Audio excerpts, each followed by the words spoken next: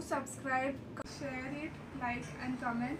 So as I told you in my last video that I was going to make some doodle art which was based on an incident. So almost everyone must have heard this news that in Kerala one elephant which was pregnant died in the river itself because some local people fed her some pineapples which was filled with crackers, firecrackers, and this was very heartbreaking for almost everyone.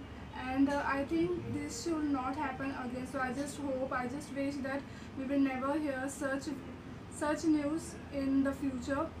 They are not living in our place, we are staying in their habitat. So if you can't love animals, at least don't harm them. I just want to say this thing.